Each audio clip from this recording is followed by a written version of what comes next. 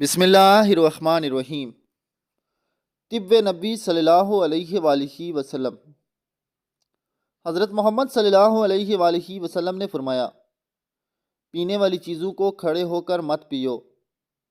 किशमिश बलगम को ख़त्म करती है। कद्दू खाओ क्योंकि ये सब्ज़ी दिमाग को क़ुव्वत देती है।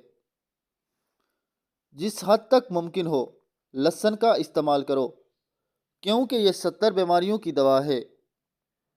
कलवंजी हर दर्द की दवा है सिवाय मौत के, इसकी कोई दवा नहीं है। मट्टी खाने से परहेज करो इसलिए कि मट्टी खाना मेरी उम्मत पर हराम है। खजूर को नाश्ते में खाओ ताकि तुम्हारे अंदरूनी जरासीम का खात्मा हो जाए। तुम्हारी ग़िज़ा में बेहतरीन ग़िज़ा रोटी और फलों में बेहतरीन फल अंगूर है। दुआ है अल्लाह पाक हमें तिब्ब नबवी पर अमल करने की तौफीक अता फरमाए। आमीन सुम्मा आमीन।